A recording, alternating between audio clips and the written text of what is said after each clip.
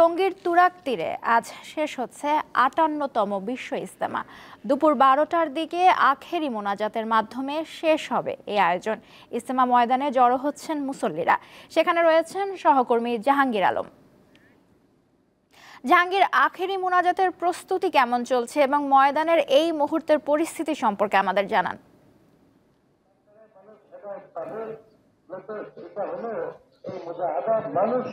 জি নৌসিন, ফজরের নামাজের পর থেকে বয়ান হয়েছে। বয়ান করেছেন নিজামুদ্দিন, দিল্লির নিজামুদ্দিন মার্কাসের মাওলানা মুরসালিন এবং তা বাংলায় তর্জমা করেছেন বাংলাদেশের মাওলানা আজিমউদ্দিন।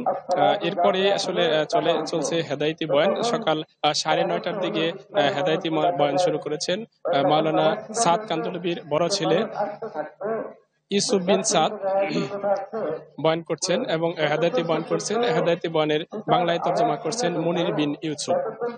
এই হেদায়েতি বয়ানের মাধ্যমে আসলে ইজতেমার মুসল্লিরা আজ জমায়েতবদ্ধ হয়ে তারা বেরিয়ে পড়বেন দেশের বা বিশ্বের বিভিন্ন স্থানে, চিল্লায় যাবেন এবং তাবলিগে যাবেন। এর মাসারাও চলছে। পাশাপাশি ইজতেমার যে মোনাজাত হবে সেই মোনাজাতের প্রস্তুতিও চলছে এবং এই মোনাজাত পরিচালনা করবেন সাদ কান্দলবির বড় ছেলে ইউসুফ বিন সাদ। তিনি এই হেদায়েতি বয়ান শেষ করেই আসলে মোনাজাতে শুরু করবেন।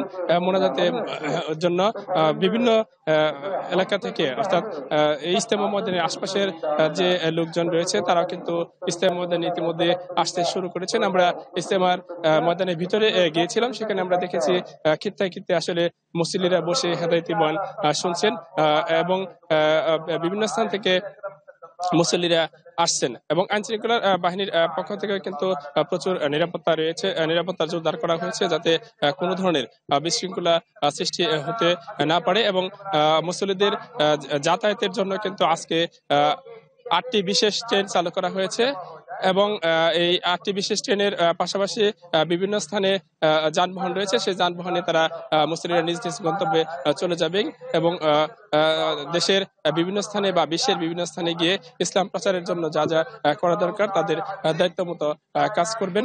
এবং আজ কিন্তু ঢাকা টাঙ্গাইল এবং ঢাকা ময়মনসিংহ মহাসড়কে কোনো যানবাহন নিয়ন্ত্রণ করা হয়নি। নির্বিঘ্নেই লোকজন চলাচল করতে পারবে বলে জানিয়েছেন গাজীপুর মেট্রোপলিটন পুলিশ কমিশনার।